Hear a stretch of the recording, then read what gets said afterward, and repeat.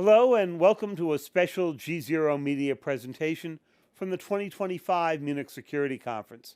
I'm David Sanger, the White House and National Security Correspondent for the New York Times, and this conversation is part of the Global Stage series, a partnership between GZERO and Microsoft.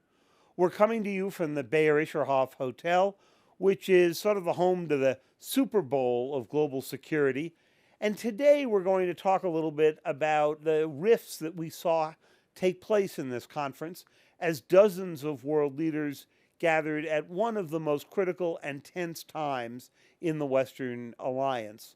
But we'll also dive into some cybersecurity issues and the increasing threats posed on the cyber landscape.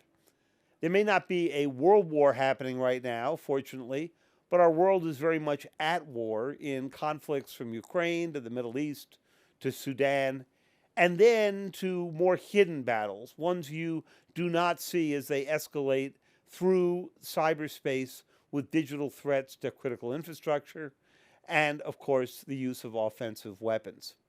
So to kick us off today, I am joined by Ian Bremmer, the founder and president of the Eurasia Group and GZERO Media, by Brad Smith, the vice chair and president of Microsoft, and Roberta Metsola, the president of the European Parliament. So before we talk about the cyber threat landscape, and there's lots to do there, I want to talk a little bit about what's happened here at the 61st Munich Security Conference, which was filled with all kinds of examples of the kind of geopolitical risk that you, Ian, have been writing about. You think you said that 2025 was the year that the GZERO world wins. But what I want to do, I think, is start with you, President Metsola. These gatherings have frequently become sort of the testing point of the schisms in the world political order, or at least the West. And I think that has been true more this year than most. We've had a new U.S. administration that has had to go work its way through positions on Ukraine, on a series of other conflicts. We saw European leaders step out in great protest that they felt that they were being excluded from the negotiations over the future of Ukraine. I can't recall in the years that I've come here quite as much contention as the one we've seen now. Tell us what you saw and why you think that came to a head this week. Well, I think we were sort of expecting it. For months now, we've looked at what will essentially be a very different way of discussion across the Atlantic. And I think a realization that has happened months ago in the European Union that voters want their political representatives to act faster and act with determination and mostly self-confidence. I think Europe has not shown that self-confidence enough, and these last few days have laid it bare. I think the one thing that I can take away, which surprised me the most, is that there is a sort of doubt about what we would call freedom of expression here, or protection of free speech in Europe. You know, looking at Europe and being here in Munich, looking back just a generation ago, countries were behind the Iron Curtain, where there was no freedom at all. We fought a lot to get that freedom, and today we defend those freedoms. We could discuss as to whether we're doing well from a competition perspective, from a cybersecurity perspective, investment in defense, but I would not let's say, agree with any question as to whether freedom of speech is protected here. We can get offended, you can insult each other. Of course, there's a borderline with what is incitement to violence or hatred, but we really do that job well, and our values are protected. And I think that that's where we have to be sort of coherent, and when we push back against any narrative that would be inclined to believe otherwise. So we heard from Vice President J.D. Vance, and he was interesting. He went and took a tour of the Dachau concentration camp, and then he came here and he gave this speech in which he criticized European leaders for cutting out a whole segment of society. And what he clearly meant was the right wing. Here, he basically said, you've got to allow them to join a government and not freeze them out. He said, this is not a time for firewalls. It was pretty shocking to his German hosts, who, for decades have tried to make sure that those who utter words that are reminiscent of a much uglier era in European history did not end up in government. How do you see that playing out? Well, in the European Parliament, which is the institution I preside over, this is a discussion we have every day. You have different political groups, people coming together, majorities being formed. I will not speculate as to what the outcome of the German election in a week will be. However, what I would ask is that the German citizens are given the freedom to choose who they want to vote for. And then it is up to us in the European Union, in each member state, to see what kind of government will give you stability. Whenever we have elections in any country, essentially what are people asking for? Protection to have a job, to have a roof over your head, and that your children can walk safely in the street. That is essentially, in a nutshell, what voters want from us.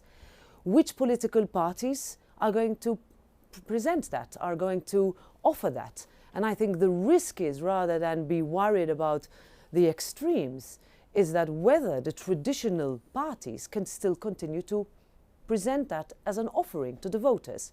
For many years, that didn't happen, and we're needing to claw that back. In some countries, the pendulum has started to swing, but the center, for it to hold, needs to be ready to counter any narrative that would project extremism. And also, perhaps, one thing to say is that individual fringe groupings are different in each country. And you need to recognize that citizens can choose who they think will best represent them. Sometimes it's an experiment, sometimes it's a protest vote, sometimes it's a non-vote at all. But this is a day, I would say, a year, 2025, Ian, you've been projecting what this year will look like.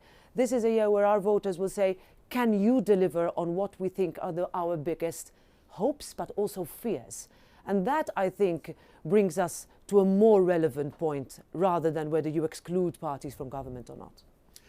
So, Ian, let me just turn to you for just a moment on this, because you've been to a lot of these over the years, as we all have, but this year seemed to show that there was this division not only on the issues of free speech, but very different visions of regulation in the tech world, generally around the world. And I'm wondering if you could tell us a little bit about what you think you heard differently here, because we have heard basically from the Americans a sort of no regulation world that they want to head to. And we've heard from the Europeans, well, that's fine when you're operating in the U.S. market. That's not the way you're going to operate here in Europe. Well, of course, before the Munich Security Conference, you had the AI summit in Paris, and J.D. Vance, who gave a speech there that was actually quite cogent and Yep. Showing off that he understands technology and the Americans have young people and all the rest. But it was very much a message to the Europeans saying, we're going to do this our way, and you're going to have to follow. And in that regard, it was very consistent. And I think, look, this is not the first time the Munich Security Conference has been shocked. And certainly you and I were here right after the Russians invaded Ukraine, and there was a shock in how the Europeans would respond to that, because everybody thought that this was going to be a peaceful continent. We didn't have to spend so much on defense, and suddenly they have to pay more attention. But now they're fighting a second front. The big difference between Trump and previous administrations is that the Trump administration is convinced that a strong Europe is not good for the United States. They don't want the European Union to work as a cohesive unit. They want individual relations with countries and movements that support them, the Make Europe Great Again folks. And that's a very serious problem for the Europeans. Certainly is. We're going to have to take a short break here to allow President Metsola to go on to her next stuff. Brad, we're going to pick up with you right after that break, but just hold on and be with us, and we will be diving into more issues on regulation and on the security threat landscape with former U.S. Deputy National Security Advisor Ann Neuberger, who's going to join us. Stay with us. We're back with GZERO's Global Stage Series from the 2025 Munich Security Conference. Brad Smith from Microsoft and Ian Bremmer from the Eurasia Group are still with us, but we're now joined by a good friend, former Deputy National Security Advisor Ann Neuberger, who's just left the Biden administration. Let me pick up first, Brad, with the conversation we were just having before the break on regulation. So as Ian pointed out, J.D. Vance gave this very well-composed accounting of an artificial intelligence policy. What I took away from it were three things. That he said the U.S. would dominate on the hardware for artificial intelligence. We've got long ways to go from that, since the United States doesn't make most of that hardware. The U.S. will dominate on the software, and it will set the rules, and there won't be many of them. And that Europe could do all the rest. So I'm wondering if you could sort of tell us how you think your fellow executives in the tech world, who have been understandably concerned about the regulatory environment in Europe, took the speech. Well, I think Vice President Vance gave a very cogent speech, as you just said, and I think to a significant degree there have been reservations across the tech sector about certain aspects of technology regulation, certainly in Europe, but in other places as well. But I think it's also important to put all of this in the broader geopolitical context that you all were just talking about. As you've said, David, this is a more contentious time for international relations. I think it's fair to say it's a more uncertain time. And I think we don't choose the government. We don't get to select the laws. But we play a very important role as a company and indeed as an industry. First in the United States, we're an American technology industry, but really around the world. Certainly, Microsoft is spending billions of dollars to build out AI and digital infrastructure in Canada and in Mexico. We're spending tens of billions of dollars to do the same thing across every corner of the European Union. And as President von der Leyen said, the EU has now had to go through 3 crises in half a decade. It's why we come to the Munich Security Conference. The first was the pandemic. We helped European hospitals and schools and governments transition to the cloud in 2020 in a matter of days to sustain this economy. And then 2 years later, when the war started in Ukraine, we responded instantly and persistently, providing $250 million of free assistance to defend Ukraine. And as Europe now addresses its competitiveness crisis, I believe our role is actually more important than ever. Because the only way to sustain European growth, to advance productivity, is through technology. In many instances, our technology. And I think fundamentally, we work under different governments.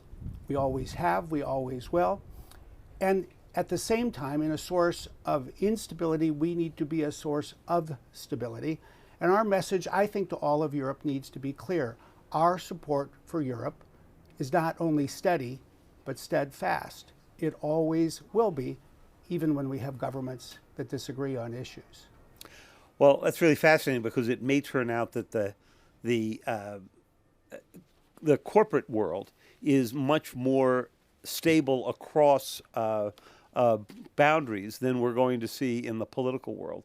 And let me bring you into this. So we've seen a range of cyber threats that have been playing out many ways with the same countries that have been involved in the Ukraine war. The biggest threats that you were dealing with when you were at the White House were China, Russia, Iran, North Korea, all players in Ukraine as well.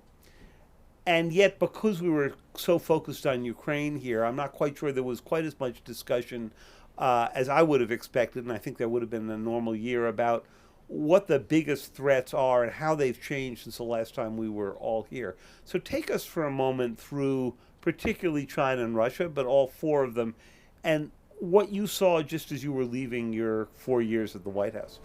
Absolutely. So the geopolitical tensions that you've been talking about, they play out in cyberspace. They play out with regard to countries in cyberspace, and they play out with regard to sometimes groups aligned with countries, or sometimes financially driven, and the impact they're having as well. A practical example is, the evening before Russia invaded Ukraine, Russia conducted a cyber attack on a company providing satellite services to Ukraine's military, disrupted Ukraine's military's ability to communicate, and but for really Starlink stepping in to provide those communications, it would have had a practical impact there. Similarly, we've seen China pre-positioning infrastructure around the world and countries starting to step up to say what's needed to do to deter or counter that. And finally, criminal groups, often provided safe haven by countries like Russia, are impacting infrastructure around the world, notably a significant growth in the healthcare sector through ransomware attacks. So those same geopolitical tensions that we see in physical space certainly are playing out in digital space as well. So, Ian, talk to us a little bit about what we've learned in the past year about deterrence in this space, because as Anne points out, the early attacks in Ukraine were cyber. They were then followed by kinetic attacks through the way. We've seen in the United States an extraordinary and somewhat sophisticated approach by the Chinese to get into Chinese intelligence, to get into the telecom systems so deeply that they were able to hear conversations, we're not entirely sure how much they listened to, from President Trump and Vice President Vance. They were able to get into systems that U.S. law enforcement uses to tap the phones of suspected criminals. It was a pretty big breach. And yet, it doesn't seem like we've got a working theory of deterrence here.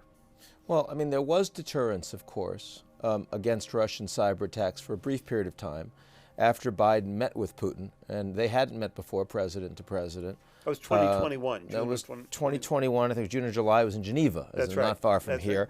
And they didn't talk much about Ukraine, but they talked a lot about cyber because it was right after the Colonial Pipeline hit.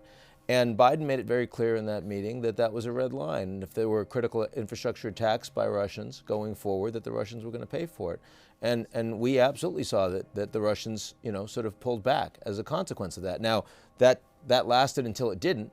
And when the Russians decided they're going to invade a sovereign country, after Putin directly met with other world leaders, European leaders, and bald-facedly lied and said, no, we have absolutely no plans to invade. And then he invades, all bets are off. And if the GZERO world is winning, one of the things that's also winning is impunity. One of the things that's also winning is a failure of deterrence. And if the North Koreans have a defensive alliance with Russia and they're sending 15,000 troops to the front lines inside Russia to fight the Ukrainians, well, I mean, they're not going to be as easily deterred either. Now, I do think that with Iran, who recognize, I mean, they're the ones that have lost in all of this. Of the four that you've mentioned, the rogues that are causing most of the cyber concerns, the Iranians have lost their empire by proxy across the Middle East. And they've lost it because the Israelis, with American support, have shown that they have escalation dominance in the region. And also because Assad had a kleptocratic and brutally brittle regime that fell domestically. So if you're Iran right now, maybe you can talk about going dashing to a nuclear weapon. You're going to get hit if that happens. But the idea that you can act with impunity compared to 6 months ago, 12 months ago, has been really wiped off the agenda. But that's hard power, and that's not credibility of international actors around the world. Absolutely. And Brad, you wrote a terrific book a couple of years ago about the tools and weapons involved in all of this. But from that book, one of the things you were most concerned about was that as governments, we haven't quite figured out the deterrence element of this. You've been a little bit part of this. I mean, when that attack by what's called Salt Typhoon was found, it was actually Microsoft that found it first and went to the U.S. government. You were able to find it, but you weren't, of course, able to counter it. That's going to be pretty much government's role. So tell us a little bit about that. And tell us about how good a job you think we have done or not done in deterring all of this in the future. With the Chinese, despite the fact they got caught by you, come back and do it again. Well, the first thing I would say is the state of cybersecurity protection in 2025 is far better than it was when the decade began, not the least of which because of people like Ann Neuberger. The government has done more, the private sector has done more, and we have done more together. And as you point out, it's this ability to collaborate and share information that is an indispensable element of defending our countries. At the same time, the challenges continue to evolve. And to some degree, they too become more serious. Salt Typhoon showed what China could do to penetrate the telecommunications infrastructure of the United States and many other countries. Ransomware has continued not only to grow, but to some degree explode. We saw a 252% increase in ransomware last year alone. And the victims of those kinds of attacks are often hospitals, schools, local governments, often the least financed and the sort of least secure of our institutions. And what they find themselves doing is transferring money in budgets they often don't really have overseas to criminal organizations. Over half of what we see goes to Russia and Iran. So this is the right time for us to have the next stage of this conversation. Some of this ransomware is fundamentally, in our view, either state-sponsored or certainly state-tolerated. And there should be no room for that. And that problem's a lot worse than it was when you saw President Biden meet with Putin and basically make those post-colonial pipeline threats, which takes me, Anne, to a question you and I have had for a long time, debated for a long time. So the new administration has come in and they said, okay, we know how we're going to restore deterrence. We're going to go on the offense. They hit us, they're going to get hit in all kinds of ways, which is a great theory until you ask the question, and then what, right? And particularly if your systems are not as well boarded up as you would like them to be. And as Brad points out, the ransomware problem's a whole lot worse now than when that meeting took place in Geneva in 2021. So if you were giving advice to your successors here, what would you tell them they need to do if they're going to make a bigger offensive strategy work? If one prepares to throw a punch, one has to be prepared to think about what the next move will be in response.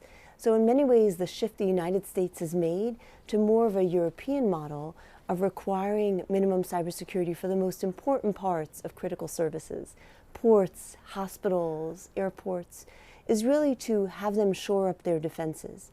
That stronger defense fundamentally then enables governments to go more on offense. What does offense mean? Practically considering what is the message one seeks to convey, what's the outcome, and begin with that outcome in mind. So for example, if the outcome is to say these particular kinds of targets, hospitals for example, are off limits, and any attempt to disrupt the operations of a hospital will be met with a response, then when that message is conveyed, there has to be something that demonstrates that there is consequences for that kind of activity. So that would be one example there. A really, really good example. Ian, do you think the U.S. government, even in its new aggressive pose, is willing to do that and do that kind of response and do it in a way that would be visible and would send a message? Or do you think our vulnerabilities just are so great that when they all get in the Situation Room, they're going to say, hey, before we, go full cowboy on this whole thing, let's think a little bit about what it will look like if someone actually does shut down part of the utility grid? Look, on the one hand, everything we've been talking about so far should give us reason for more confidence. The technological capabilities have grown. People are very much more aware of the kinds of threats. That's not just true in the US, but also with partners around the world. The private sector is much more robust, and they're working together in collaboration with the governments, especially in the United States. All of that is great. But the United States, as you know, is not just a government that has elections every 4 years, but also is a government that is kind of an experiment. It's an experiment of, sort of robust institutions on the basis of shared norms and values. And those values and norms are being tested right now. The institutions are being tested right now. We know that inside the United States, we now have a process where a lot of critical employees are being fired. They're being shot first and questions are being asked later. Right. Some of those people are in charge of nuclear facilities, for example, then they're being brought back. That leads to questions about how well the ability of the Americans to execute and the willingness to test institutions in ways that would actually undermine that credibility. I mean, when you see people from outside of the government that are demanding access, read-only access, but nonetheless access into, sort of treasury transfers, for example, you create more vulnerabilities for the United States. When you demand lists of employees from the CIA and it's given out in an unclassified email, you create vulnerabilities vulnerabilities that the Chinese will certainly take advantage of. So it's not just USAID, soft power gets shut down, and the Chinese have the ability to come in and deliver some of that aid. Sure, that's true, but this is fundamentally a bigger question that doesn't get as much attention on the national security side. And I think we should all have questions about that. We should, and we only have a minute or so left, but I wanted to ask Brad and Ann basically the same question. Are we now in the course of what's going on in Washington, getting rid of employees in this mass way, going into these computer systems? Does it worry you that we are creating the kinds of holes that the Chinese and the Russians, the Iranians, the North Koreans would just love to exploit? I think it's a little bit too early to know, but I think it is a good reminder. Certainly we appreciate as a company the extraordinarily critical role across the national security and law enforcement landscape that people play, civil servants, people who've dedicated their professional careers to protecting the United States, to protecting the schools and hospitals we're talking about here. So that doesn't mean that there's not an opportunity to make the government more efficient, but it does mean that one always needs to take care not to move faster than the speed of thought.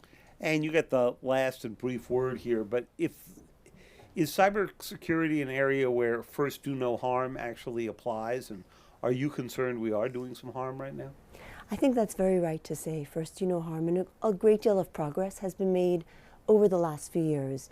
Securing government systems, having the most important private sector systems take cybersecurity seriously, and even more importantly, bringing governments and private sector together around the world in digital solidarity to secure cyberspace, because so much of our economies and national security relies on that.